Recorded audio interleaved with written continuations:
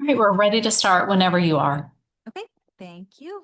All right, I'd like to call our Recreation Committee meeting to order today, September 18th, 2025 at 2 p.m. If we can just have a brief moment of silence.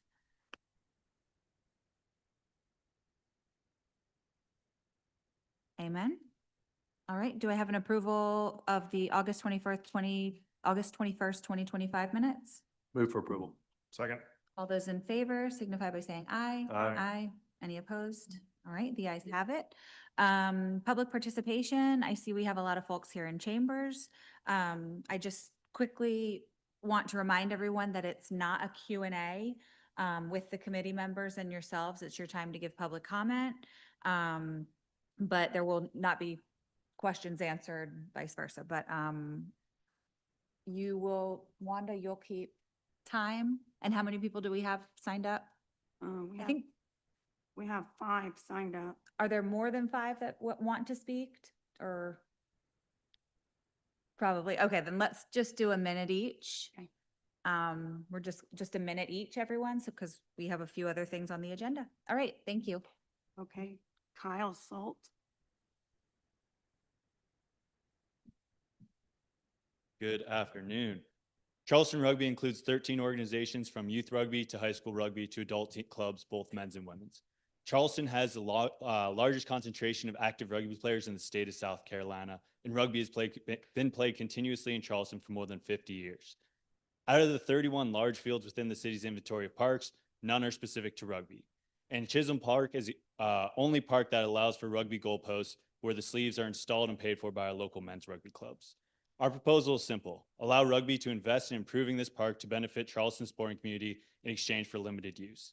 Dedicated rugby pitch is integral to growing the sport of rugby and ensure local clubs can compete. The use proposal is consistent with the goals and recommendations of the cities and parks recreation master plan. Thank you. Chris Maloney. Good afternoon. Chris Maloney on behalf of Charleston Rugby. I'm here again to request the Recreation Committee engage us in understanding our proposal for use of Coach Stanley Chisholm Park. I was very disappointed to learn after the last meeting that some council persons do not know where Coach Stanley Chisholm Park is, or that it is an undeveloped green space under lock and key and only available to the public by rental permit. This park has no amenities, no restroom facilities, no access to running water, no seating for participants, nothing. It is not a user-friendly facility. Yet this is the only park where the city will allow us to play rugby that meet the requirements of the sport. When we rent the facility, we line our field, we supply our necessary equipment, we even remove our own trash. For the previous 5 years, we had to provide our own portalette at our expense. Our proposal is simple. We're asking you to invest in this facility to provide basic amenities that improve user experience for everyone that chooses to use the facility. In exchange, we only ask for a few guaranteed days of use each year. We've been asking for support from the city for over 40 years. If not now, when? Thank you. All right. Bertrand Valero.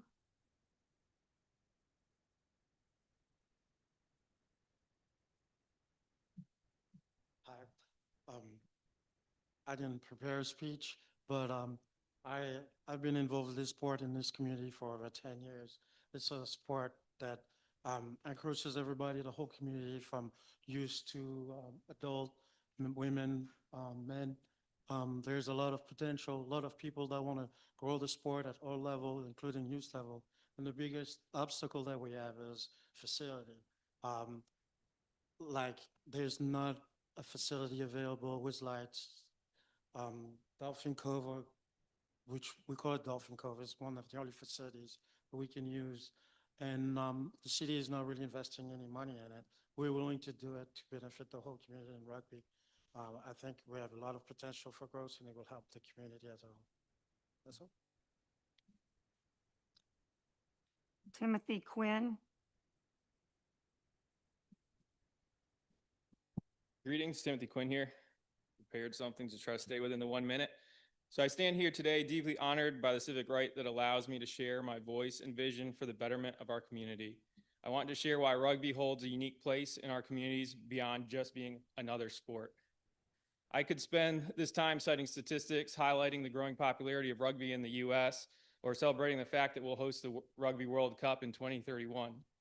But instead, I want to share something more personal, my journey into rugby, the rugby community. Just over 2 years ago, I was deployed with the Army to Africa. My section was understaffed. The hours were long.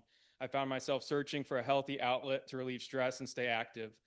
As a self-conscious introvert who never really played an organized sport, I initially gravitated toward individual disciplines like martial arts.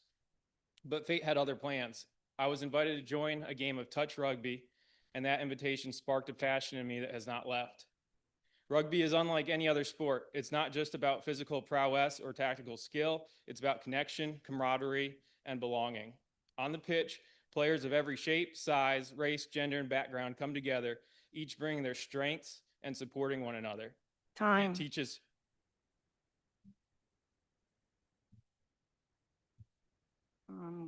David Paliso.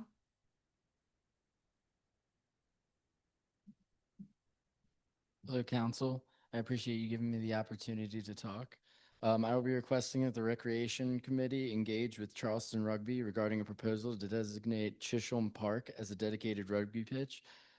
Charleston Rugby represents 13 organizations from youth to adult clubs and even women clubs, and a lot of them are in attendance right now.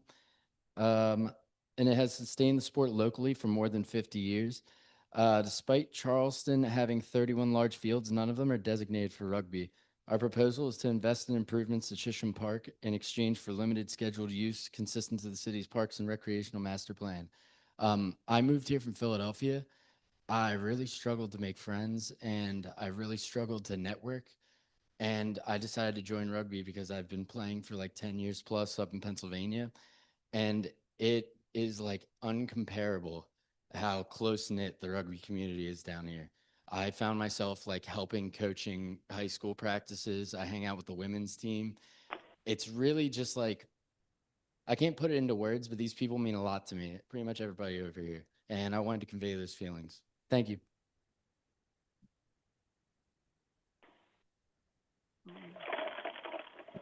That was everyone who signed up Yeah. to speak? Okay. Is there anyone else that would like to speak?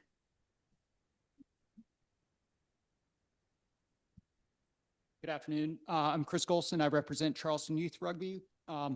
We have about 25 to 30 middle school and below youth age kids, boys and girls, that are introduced to rugby through part of our program.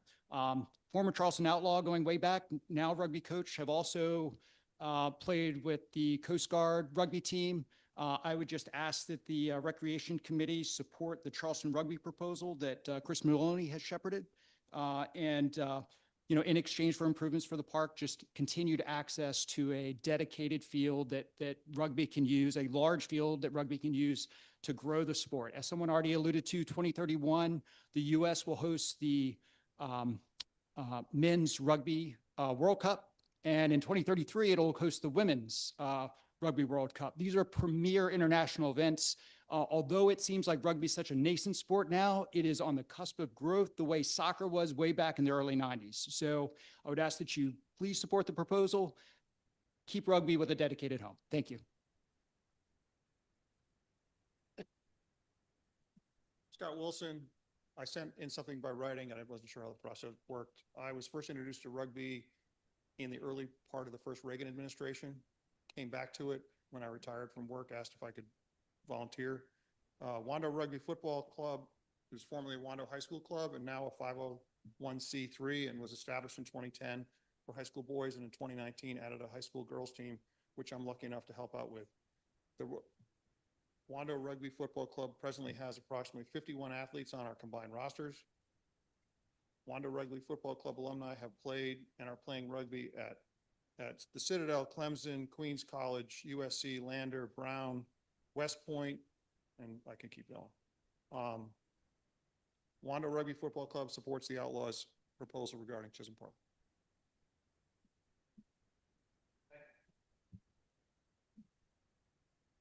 Good afternoon. I'm Nigel Carlton. Good afternoon. I appreciate you guys for letting us speak today. Just want pretty much reiterate some of the things that have been said.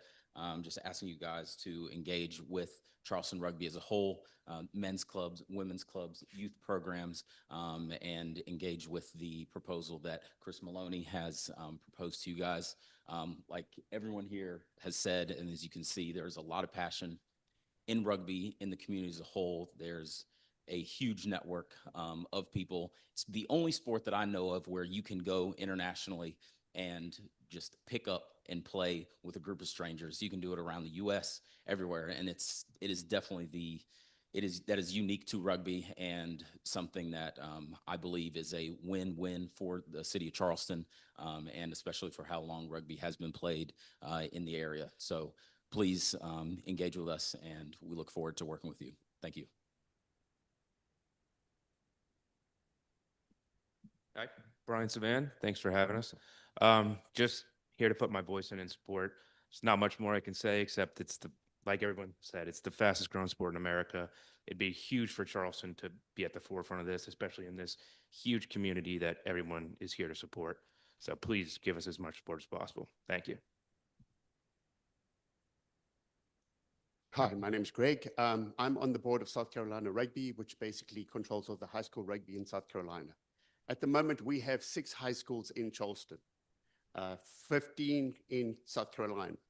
On an average weekend, when we have any tournament down here in Charleston, there's anywhere between 300 to 500 people that travel down to Charleston for that weekend to support our high school rugby. Our biggest problem, we have no fields. We have nowhere to accommodate these people. We spend more time playing up in Greer, where they actually do have fields available for us. They have 1 team. Our growth potential over the next 2 years is to actually add another 5 Charleston schools. So please allow us to have some fields. Anyone else? Hello again, everyone. My name is Abby Mummert. I'm speaking as president of the College of Charleston women's rugby team and a player on the Charleston Hurricanes, the women's counterpart to the men's. I'll keep this short. You've heard a lot of our main points. But I believe that Coach Stanley Chisholm Park as an official rugby pitch would provide a really great connector between youth, high school, collegiate, and adult club play that allows a very succinct culture, and people can come, they can go, they can join, they can leave. And it allows a lot of bridging between the great culture that we have and let it flourish in Charleston.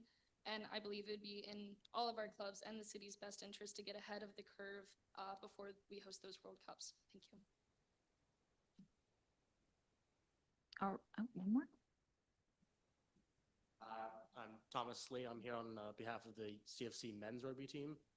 Like Abby said, and everybody else has said, rugby is a very tight-knit, very community sport, and this proposal would allow us a space that would allow easy transition between levels and stuff like that. A lot of the problems we have currently is separation. Everybody's playing on a different field. They're just looking for some place to play. This would give us a single place. So I'm here in support of that. All right. Anyone else? All right. Well, appreciate y'all coming out today, and y'all were very, very quick. Thank you for, thank you for being here. Moving on, old business, update on the Parks and Recreation Master Plan General Obligation Bond. Before we get started, I have one, Madam Chair, if you don't mind, I have one question for Mr. Yarborough. This, this handout that you gave regarding the fields, could you just give us a little bit of clarification on this? What's highlighted and why?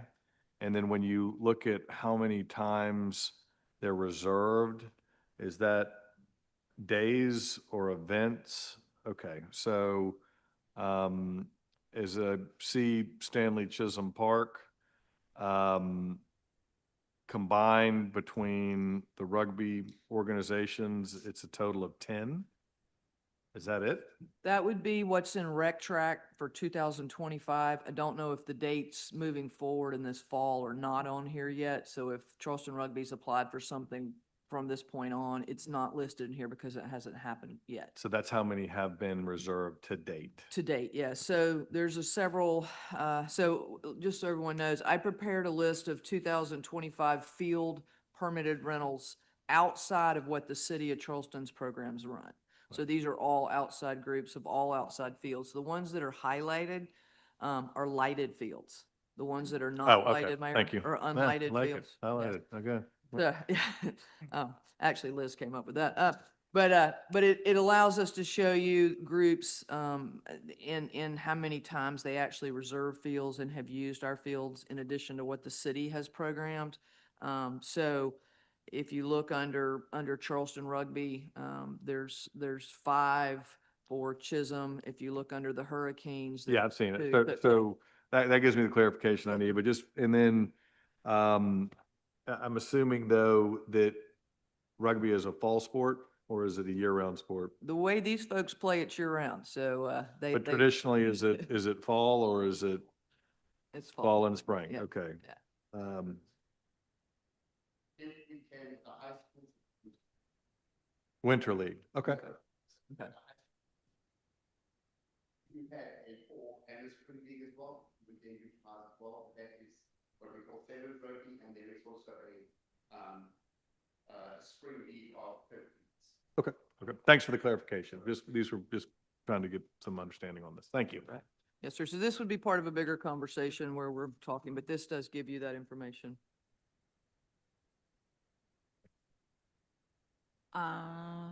Item 4, old business, update on Parks and Recreation Master Plan, General Obligation Bond.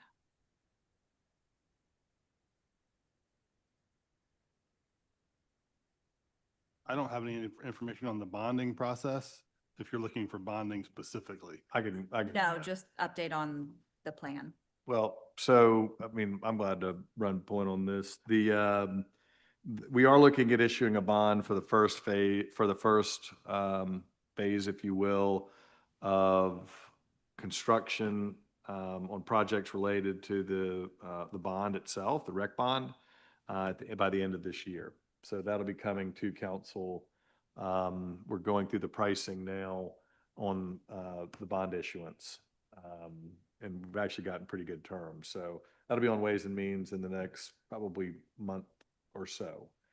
And then we are working on finalizing design with WL Stevens and Johns Island. Finalizing schematic to go to the public with. I mean, we're working internally on the programming and then it will not be set in stone. We then go to the public, get their input, make final tweaks, and then start to go to construction drawings. But they've come along in a pretty strong way. I mean, where we are, for example, on Johns Island, we have one elevation design that has a relatively high roof for the pool area in particular. Our engineers have come back, for example, and said, look, that's going to be extremely costly to condition. So they're asking us to bring down the roof by about 4 or 5 or maybe 7 feet. Yeah. And that would have a big impact on operating costs. So we're in the weeds on that kind of effort. And then the proposed facilities on Bees Ferry, the pool addition, the Bear Swamp Fields, the Stephen Washington renovations, all of that are moving into design drawings. Would that be an accurate statement? So Mr. we Crawford? have the concepts put together. Right. So So it's very much in process. And like I say, the funding will be, should be the first round of it. We're looking at issue 2 bonds, one this year and then probably one at the end of next year to pay for everything. So we've started the small stakeholder group outreach. So for instance, last week we met with the Miracle League, who has their field at Forest Park next to the WL Stevens pool. So we're working through agreements with them. Their agreement is actually expired. So we're renegotiating that lease for the Miracle League field. And then for October, we're planning on hitting the larger communities, working through the districts, the larger stakeholder groups, the general public, to schedule meetings. So. Okay, thank you. But no other projects have been sort of designated. It sounds like probably next year as far as what was that, what was identified in the referendum. No other projects to date have been Yeah, other than. based on that list discussed. Other than what's identified, the Johns Island Rec, about 50,000 square foot facility, and then WL Stevens are the first two major projects that we're starting to undertake. Okay, thank you. Any other questions? Madam Chair, Yes. this is Councilman Waring. Hey, Councilmember Waring, go right ahead. Listen, for some reason, I'd be on Zoom, but I didn't have the passcode. I got the link, but not the passcode, so I dialed in. Is Councilman Shealy in the meeting? Yes, Yeah. I'm here. All right, good. You know those fields, I thought it was several years ago down in the Pierpoint area where I thought the city got them through utilization of green space monies. I don't know the street it's on, but it's down in the district you represent. Are we using those fields? Yeah. Are they just sitting up to be used? Yeah, that's the Woodland Fields, Mr. Kronsberg that he's talking about, I believe, over in the Church Creek area. That field is, from what I understand, still vacant. I don't know if we have any plans. And Mr. Mayor, I don't know if you're familiar with that, but I know it was several years ago. It may have been before COVID or during COVID when we kind of used green space monies to acquire some more space that could be utilized for recreation fields. And if we're going to be going out, for a bond, make some improvements, it'd be kind of great, I think. And Councilman Sheila, you know more about that space than I do. I think I rode by it once or twice in my life, but we've had it now a number of years, and I didn't know whether we were using it. And listening to the people with rugby, trying to find places to use, it'd be great to bring those online for rugby or soccer or whatever recreation activity. We already got it in the inventory. Yeah, I thought I'd bring that out while we're talking about capital projects and going out for bonding. Yeah, I believe that space, and Mr. Kronsberg can correct me if I'm wrong, but I believe it may be big enough to have one field with some limited parking over there. But certainly, I mean, we bought that with Greenbelt funds a long time ago, before I was on council actually, and I don't believe anything's been done with it. So. Yeah, that was on the Woodland Road. There was a Greenbelt purchase from the first half cent, and it's about half of it's wetland, half of it's highland. And you're right, it might be able to fit one full-size soccer field with some limited parking, but that project's never been identified to move forward yet. But I thought we bought it for recreation. I thought that was the premise. I mean, it was a Greenbelt purchase. We have lots of land bank Greenbelt properties out there that, again, working with the Parks and Rec master plan, some of those projects, Swamp is a Greenbelt purchase, so that's in the works. I'm not sure if the Dill Tract was Greenbelt or not all of those before my time in the first half cent. But yes, some of them were identified to incorporate recreation components. Well, we can have conversations on the other side. I just didn't want the parcel to be forgotten. No, I think it's a great point. Thank you, Councilmember Waring, for bringing it up. I mean, it raises a really great question, one that we all know. I mean, when we're discussing fields, when we know we've identified, in our referendum a couple years ago, we identified some projects from our districts, but you're absolutely right. I mean, we have acreage, land that, again, in my opinion, should be accessible because we bought these with taxpayer dollars.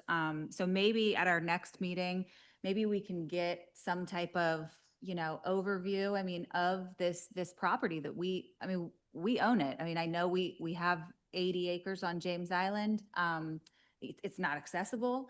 I know obviously West Ashley has a lot of pockets like that. I know that's kind of off the Parks and Rec master plan, but I see where you're going, Councilman Waring. And I think it's a great question because I think we have a lot more out there that we don't. I think Bradham I know was another.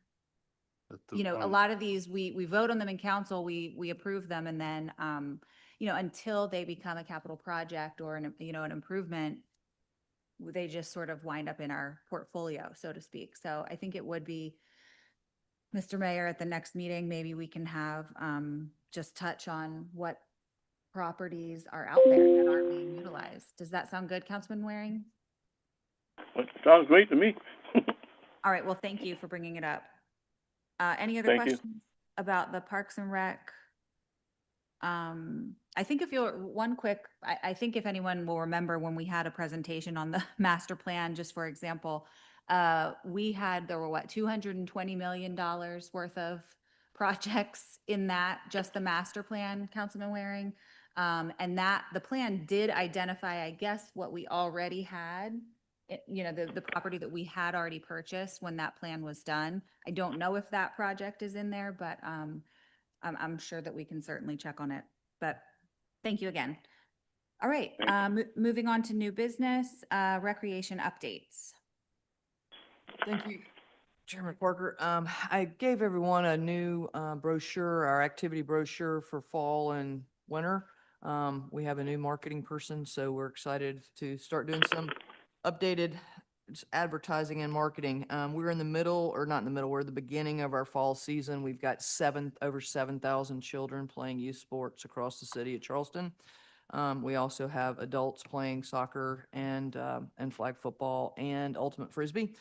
So we are using all of those fields. I actually, when I put the list together, came up with 39 fields instead of 31. So some of them I may have given a little more, we may use a couple more fields than what y'all consider to be fields, but of those multi-purpose fields, those 39 of them, 20 are lighted, which really is going to start becoming a challenge in the next month as we move into shorter days and the savings time changes. So that will basically only have lights for the fields of City of Charleston managed programs where those folks have signed up in our programs. We have 86 adult tennis teams currently at our 2 tennis centers right now, which is the highest number we've had in probably 15 years. Our smart swim team is at 275. Councilmember, you had forwarded me some information about some conversations about swim team and where we were swimming. Obviously, we're going to lose the W.L. Stevens swimming pool in June of 26. We're already planning for that. I've talked to St. Andrews Parks and Playgrounds about renting their water. We're already renting it for several months out of the year, so we're making plans on that. I think that number is a manageable swim team number without taxing our resources or adding any other coaches. So we feel pretty good about that. We've started all of our after-school programs. Our Wings program is in City Gym, and they're full now at 65. All of our fall holiday events are scheduled. So all those kind of things are going around across the city. But right now it seems like the main focus of everything is sports. Great, thank you. That's incredible, 7,000 kids. I mean, that's incredible. Okay, and you said swim team. Yes, I have gotten some questions about the swim team. I'm sure, are they aware of that? the Yes, June I 26th? I meet with their board on very regularly. I met with them 2 weeks ago. So the board was aware of the timeline coming with W.L. Stevens and how that will have to be lost. We've made some accommodations at MLK, which is a 50-meter pool that will allow for more kids. We bought some lane dividers that we can use that actually are 25-meter ones, and so we can swim, which is the winter season, that shorter course using those. But we've got a real good schedule put together, and we will be renting St. Andrews Family Fitness again this year. So And that's for the fall season? that will be, we're at W.L. Stevens right now. We'll be there. Okay, that's just when we. We'll be there close through November. WL Stevens. But currently, the swim team right now, the issues that they were having. They weren't all crazy about the new schedule, the Uh-huh. practice schedule, where the big kids, the little kids, where everybody was swimming. But I think we've kind of got all of our ducks in a line. We've also done a transportation help. So if any parent had a problem with their 12-year-old couldn't get where their 8-year-old was going. So we've got some parents that have jumped in and are helping with transportation. In progress. Okay. Oh, feedback. Okay, great. Well, thank you.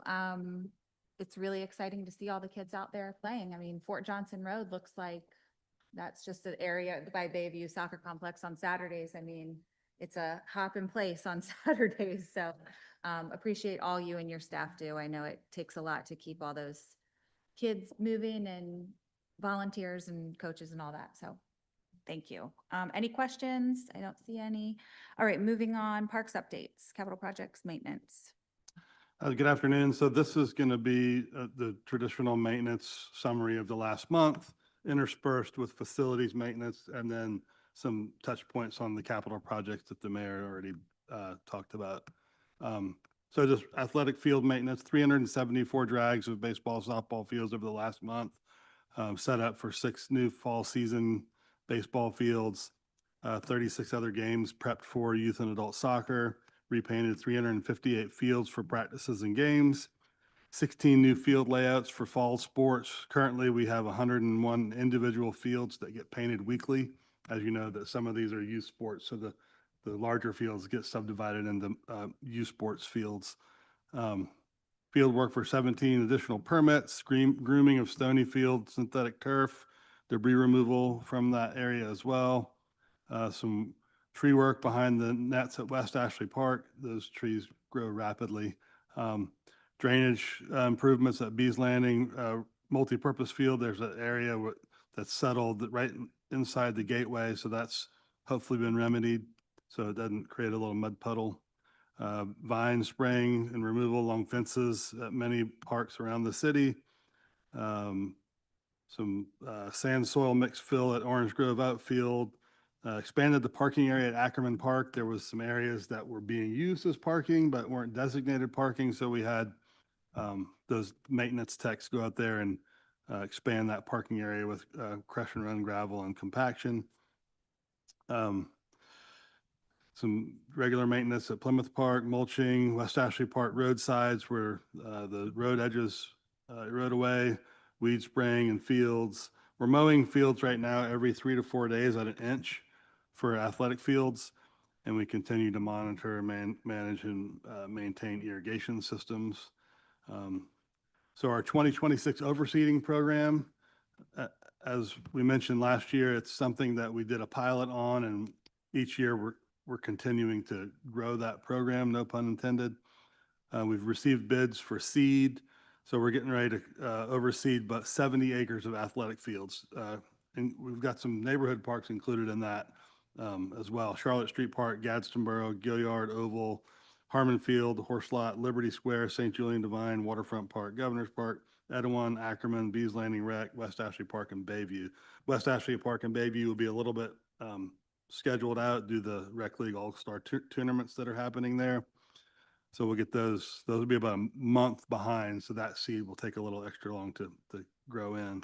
Most of that work is done with 8 staff members. We have, and all of our athletic crews get paid a differential. There's 2 crew leaders, a QAT, which is a quality assurance technician, 3 lead groundkeepers, 2 groundskeepers. So we have 2 open positions. We interviewed one yesterday, hope to be hiring that person to continue to fill the rosters there. The annual tennis court and basketball court resurfacing has been completed. Alan Fleming, Jack Adams, Bees Landing, Mary Utsi, Mitchell, Deming, Waring, Thomas Johnson. And then Maybank will happen at the end of the year. There was some vandalism out there with some motorcycle ruts, so we're going to get the contractor back to repair those. So we've flipped the pickleball lines out at Thomas Johnson, so it's pickleball is now the primary color of those lines, so that work went well. Moving around the city to district-focused work, Daniel Island, and some of these are not purely recreation, but either park or recreation related. The Knoll Creek Bike Ped Crossing, that contract, we've been issued a notice to proceed. So the submittals are underway. That's about a 14-month duration. We have to do some surcharge there before we do that work. Governor's Park Drainage, we're scheduled to put that out for bid on the 9th of October. So I hope to get bids back and a project awarded. Painted at Etowah Park, interior, exterior of the restroom building. Moving on, James Island, capital projects, Fort Pemberton. So we've reinitiated that project. We've gotten over the hump with our legal challenges. The design consultants completed the changes to the plan based on the settlement agreement. Mr. Brunsberg. If I could just make one request. You mentioned Governor's Park. I spoke to Councilman Greg about that. If you could reach out to him, he has some thoughts on that before Okay. it goes out to bid. I mean, especially in light of the anticipated costs have gone up. He just has some ideas on Okay. that and want to make sure he's engaged. Got it. All right. So Pemberton's getting back underway. The contractor's working on the picnic shelter right now and getting ready to keep that project moving forward. Harborview Park pickleball. So we've got engineer on board. We've got schematics underway for both Harborview and where was my next one? It's on the down on the next list. So that work is happening. Plymouth Park Playground restroom engineer's been hired and they're underway developing plans for that restroom project. Crane set, access, transmission lines, lots of coordination happening there with Dominion and the engineers. Municipal golf course, the cart barn had a lightning strike, so we're rewiring the entire cart barn with our internal forces, new lighting, new power sources for the charging stations. James Allen Rec Center, we had a 2-inch water line break, so we had to repair pull out a section of sidewalk and get that water line replaced, repaired. And then per the last comments, we're working on community engagement for Johns Island Rec Center and Pool. The Newkirk Environmentals started the wetland delineation, so that project is getting ready to rapidly move forward. We're going to hear in a little while about Johns Island Park. I think there's a question coming up, and we have some CCSD representatives online, hopefully. And then some regular maintenance work at Angel Oak. Moving on, at the Peninsula, St. Julian Divine Smokestacks. So that contractor mobilized last month. The exterior masonry repointing is underway up to about 30 feet. So we just had to close the road. We had crane mobilization, steel cribbing installed up at the top of the stacks. They pull out this crane. So that steel cribbing will be used when the contractor goes inside the stacks to start adding the helical ties so they can then spray the gunite reinforcement on the inside of those stacks. Brittlebank Park Playground. So we've got this one, probably one of the most difficult playground replacement projects I've ever worked on because it's in Army Corps of Engineers landfill cap. So we've got structural engineers and civil engineers working with the Army Corps to get that landfill cap permit amended so that we can replace the existing playground equipment. Facilities maintenance, PMs all over the place on HVAC systems, replaced the lighting contactor for the ball field lights at Harmon. Herbert Hazel Pool installed a new domestic water pump. Corinne Jones replaced fencing, installed new sidewalks. Stonyfield had a contractor come out, had a minor little issue with the field lighting. That got repaired. Painted the inside of Freddie Whaley and started on our White Point Garden bench project. We've got all those painted, ready to redeploy. West Ashley, again, WL Stevens, Forest Park, getting ready to start that community engagement. Already met with the Miracle League. That meeting went really well. Park Shore Parks, that was the Park Shore Park pickleball engineers provided us schematic drawings. So we're evaluating that layout and getting them to keep moving forward so we can get that project designed. West Ashley Bikeway resurfacing permit's been completed. We're planning to release that project out for bid next week. Bids due October. Assuming bid is acceptable, we'll start that work Q1 2026. And then finally, Bees Landing Rec Center repaired several parking lots and replaced a drinking fountain. Great. I mean, that's it? That's all you have? Nothing, that was it? Just a short list? Just a short list. That's incredible. I mean, thank you again. I know we just started doing this recently and I really appreciate it because I think there's so much more going on than what it seems. I think, I mean, I don't, if you have a short version that you can send to committee members and or maybe council members, I think that would be helpful because you listed projects I didn't even know were going on, which is wonderful, but it might be helpful just to get that message out to constituents because we always get questions about what's going on here or what about that or this. And so if that's something that can be shared to council. Yeah, so I do Wanda does include these in the minutes. Oh, I apologize. No, But we I we just just didn't know started when. doing that. So Okay. she'll take my notes. I'll proofread them one more time. And then Wanda will issue, but that, again, that's a new thing we just started doing. So. Okay, well, thank you. Then you answered all of our questions. So, and then staffing, just again, an incredible job that our staff do. I mean, Yeah. mowing 3 to 4 days a week.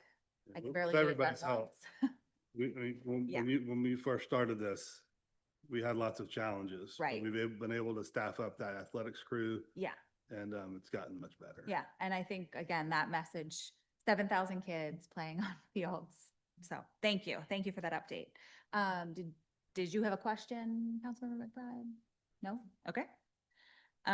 Moving on, sponsorship information. And just to clarify, I mean, I did add this. I know we've been talking for a long time about our sponsorship opportunities, how these will impact our fields and our players and our staff and our coaches and all of that. So I was just hoping for an update if we have a new plan or whatever the existing plan is. Sure, I'll jump in and you feel free to add.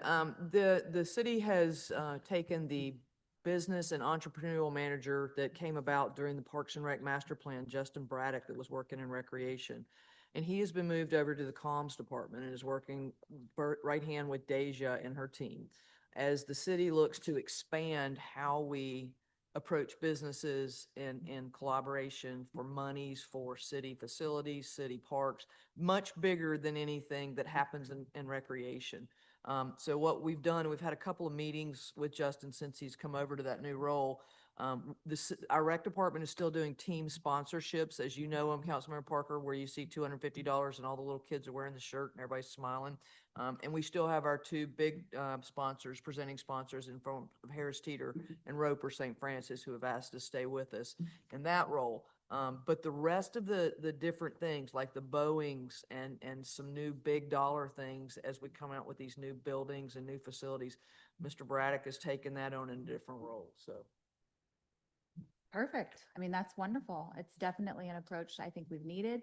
I'm happy to see it. We have a lot of community partners. We have a lot of parks, probably more that we know what to do with, literally. I mean, I think we can figure something out, but I think it's really needed. I think if the referendum, I know I continue to bang on this drum, but 80% of our voters said, we want parks, we want recreation. This is what's important to our city. So I think it's a really great approach. I would ask, I don't know in further discussions, but as we heard from some of the public today and what I see in my district, as well as some of the other local areas, we have these community parks, we have parks that we use for recreation fields, not just our main recreation complexes, but can we further that discussion? Yeah, we want these big, these big partners, but even if we have smaller partners in some of our local parks, I mean,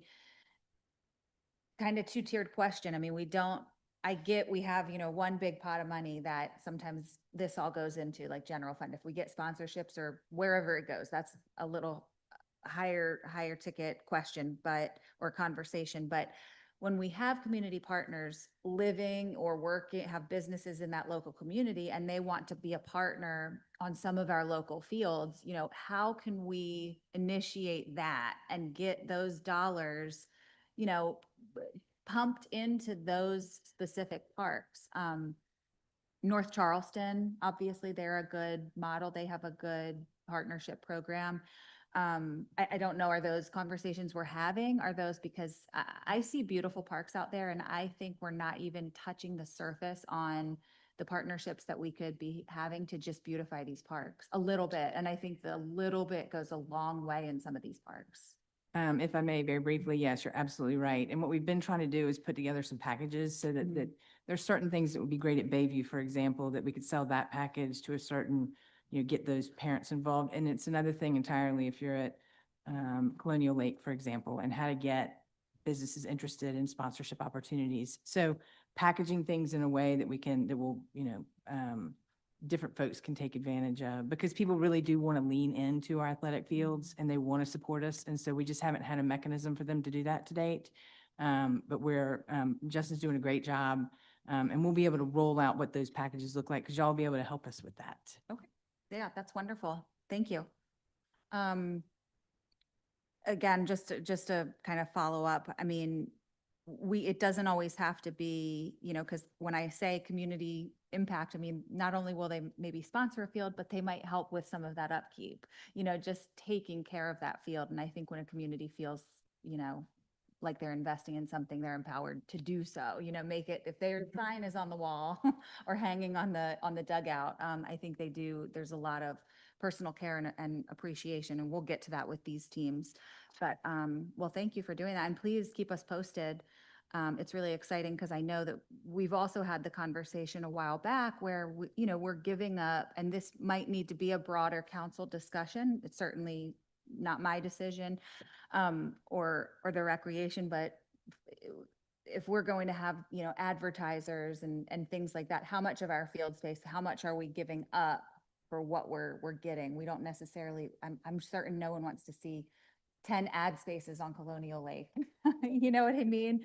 But I think there's a really creative way that we can do that it'll work for all these Well, community parks. When you have groups like the rugby folks that are here today who are willing to put money into a facility, that's exciting. I think the balance, of course, is what does that come with? I mean, if it's wanting a guarantee of a certain number of spaces, I mean, that's generally a reasonable request, but we have to balance it with all the other uses. And so certainly understand where you all are coming from. Okay, thank you. Just to follow up on that, Mayor, I think the next agenda item actually is field reservations. And just to address everybody that came here to speak today, this has been a huge challenge for the city. Obviously, we don't have enough fields to accommodate everybody. We love the fact that y'all are here, and we are working so hard to try to figure out how to make things happen.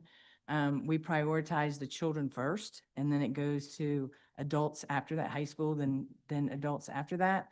We're trying to create a process where you can apply, for example, to Stanley Chisholm Park. There are other teams. The lacrosse team, for example, has come in and they've made a request to have that as their home field.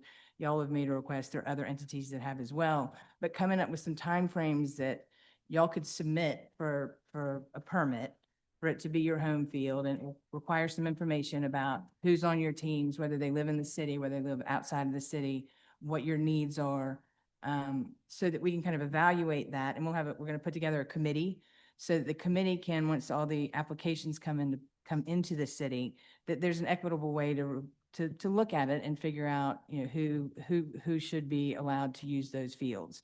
It's been tough trying to figure out, Lori does an excellent job and her team of trying to use fields when we can, but it becomes really challenging when you've got rugby. Y'all do an amazing job, and I love watching rugby, and the scrums and all of that is super, it's awesome.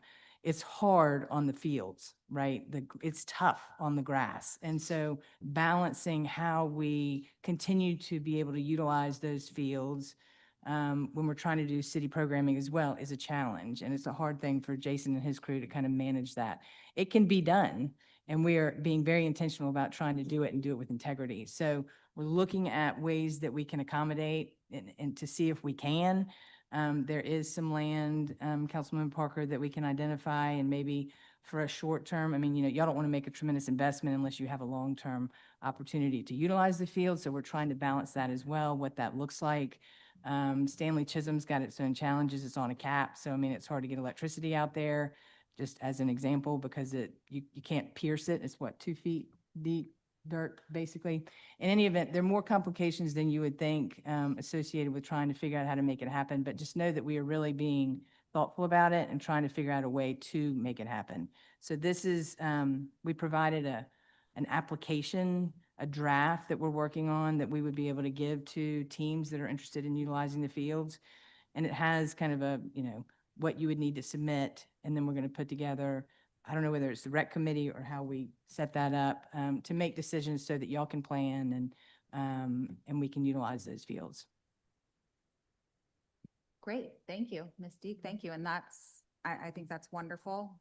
Well, And- I think it helps when you understand that, the city in Sorry, its Councilmember Shields. historic nature, I know you've got another meeting, but it's been set up to basically Jason's Fields that he manages and does are set up to run city programs out of recreation. And so at 7,000, we're challenging with ourselves because when your children sign up, not only do we have to have a game schedule, we got to give them a couple practices too. So we're trying to make sure that we have some of those neighborhood fields used. But we've managed in 2025 to still have 711 field permits issued, which is a pretty good number, considering that most of that is not going to take place at a West Ashley Park, at a James Allen Rec Center, or the city's fields at Bayview, because those are used 5 days a week and all day Saturdays and Sundays. If I may, I think just from an education. Mr. sorry. Mayor, I'm sorry, Councilmember Shealy. Oh, well, I don't want to, if the mayor needs to speak, I can speak afterward. That's fine. Yeah, this will be brief. I think this is very helpful. Good. But I think it would be good just for a lot of these groups that are interested in using these fields to really get a full comprehensive picture of how often these fields are used, and showing this in conjunction with the city's uses, so you can understand how often these fields are used, and understand really how we're trying to balance all of this, because we do hear you all, we really do, and we are absolutely trying, but as Ms. Deek pointed out, I mean, there are complications, there are particular complications for Stanley Chisholm, because it's on a landfill and there's only so many things you're allowed to do based on state law and environmental regulations. So I just want you all to not get frustrated. We do appreciate you coming here. We do hear you. We do respect the rugby league. We want to help, but and we are aggressively working on this. I mean, it does need additional organization, but as Ms. Deek pointed out, and Ms. Yarborough as well, we're trying to be intentional, we're trying to be thoughtful, we're trying to be respectful of all of the various groups that are very legitimate that want to use these facilities, because we do have limited amount of them. Sounded like we have fields all over the place, some of the things we were talking about. That's just, I mean, I think we can all attest that what we have is very heavily used. Correct. Thank you. Councilmember Shealy? Thank you. And I think Mayor Cogswell answered some of my question. This is probably the third group that's kind of requested almost the same exact thing. We've had club soccer teams request Chisholm Park specifically as a permanent situation, just like this, just like the rugby group. And I know football has also, there's been football groups also that have requested it. So that's what I was saying. I want to make sure when we open this, we open it to everybody. And I think that's what Mayor Cogswell was just saying. So, and thank you so much for your work on this, Ms. Deek. Thank you. Yeah, thank you. And Miss Yarborough too. I mean, I know Yeah, it's thank a tall, or it's been a tall ask, and we've been working on it for a while and there's not a cut and dry solution, but thank you so much. I feel like we're moving in the right direction. One thing you did touch on, recreation, like you said, when we started the online system, it was to help alleviate a lot of this, like just to help staff and all of that. Just if we're going to book these fields, that's fine, because if people want to be on our fields, I have been loud and proud. People need to be on these fields. We want people on these fields. So when you're reserving, recreation is utilizing the fields, but these fields that are in our reservation system, I mean, that's great. I mean, is it taking, how much staff, do you have a staff member that's handling these 700 and here, or you're just, I mean, is that a request that's been made? Those are online requests that are coming in. Yes, Robin Cooper and her staff kind of have to massage through it, but no, I don't have someone dedicated to doing that. We are handling that. So we block out our calendar when we do registration, not knowing how many children we're going to have. As you know, we don't do the first 1,000. We do registration for a month. So if we end up with 5,000 kids, we have 5,000, and we've got to figure out how we do that. So once we've done our scheduling, we open up fields. some of these neighborhood fields open up faster. Mhm. Chisholm is open most of the time because I don't schedule anything regular out there. Our downtown participation has been taken care of with Harmon pretty much and Gadsdenboro. It's in some of our other areas where we have more travel and private soccer clubs and lacrosse groups and baseball teams. If James Island forms one more private baseball team, I think it'll explode. But we're trying to take those and put those on neighborhood park fields. What you know, though, inherently, Councilmember Parker, is that there's no lights on those neighborhood fields. So in another month, Stephen Washington, Thomas Johnson, Ferguson Village, all of that's going to be very difficult to use unless you can get out there in the early afternoon, and most of our parents and families work. So that's where the challenge is all these fields that you see that are not highlighted, that don't have lights. Yeah. But again, just to follow up, these are not being used for recreation. Normally, do send- normally these are empty. We do send every teams- other. We do send extra practices because sometimes teams want another practice. Right. But to get a game in and Mhm. 2 practices a week so that your child actually learns the sport they sign up to play, that takes the bulk of what we have. These are other fields that we've made available, and Jason's crews mow and line and get ready for us. Okay, I know, and I appreciate it. Look, I've wanted it opened up. I mean, I've been is. in the rec program for a decade and we never played on these fields. So I'm glad that we're doing that now. All right, so that was sort of the field reservation, website information, private teams and field usage presentation. I think you covered that here. Yeah, perfect time. One question I did have, I mean, since we can end on that, have we received, what type of feedback have we received, utilizing this online program, utilizing some more of these community parks, obviously opening up that reach? I mean, look, and by all means, I mean, people have reached out to me in other areas.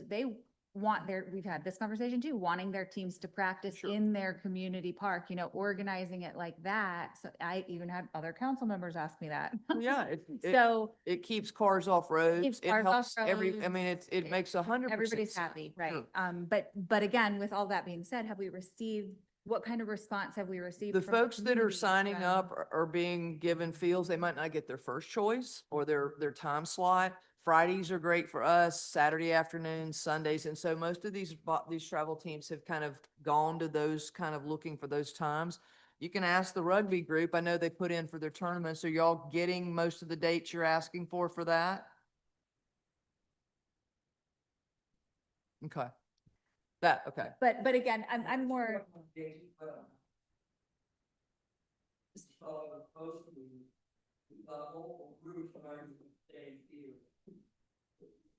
When you do, you all do put in some permits, though. I know that you have some activities that happen. Okay. Okay. All right. And we were able to take care of that request? Again.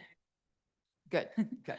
Again, so really just parking, community concerns. I mean, these parks people are playing in them. Yes. But have we received any feedback? Negative, I guess. I guess we'll never take care of all needs. Mhm. I got a request that came in less than 10 days for a 8-year-old girls softball on Johns Island that's not under the Barrier Island Little League, and they want me to make a field available. Well, our permit process says 21 days. So I've got to figure out, am I going to say, oh, we'll figure out a way to get you in. So, I mean, yes, there's those kind of things, but we're trying to educate the public, making Agree. sure everything's out there. And I'm going to end on this. Thank you everyone for a couple extra minutes. Charleston County School District, those fields are really empty as well. Now, we can't control the Charleston County School District's fields. I am going to kind of put that out there too, that I do think emphasis needs to be directed towards the school district. I'm not putting them out on blast here, but there are a lot of empty fields out there that would be great for these small youth teams as well. They're empty like ours, but anyway, y'all have come up with a great, with limited employees, a ton of needs, wants. Thank you all so much. So Councilmember McBride? Just for the second time, for the punch list for Johns Island Park, can we roll that to next month? Can we make that an agenda item, Chairwoman Parker? Yeah, because I don't think It's not an agenda item, but it was something that was going to be talked about. So next month, I'm okay with next month it being an issue, an item. Thanks. Sounds good. All right, if there is nothing else to come before the committee, I move that we adjourn. So moved.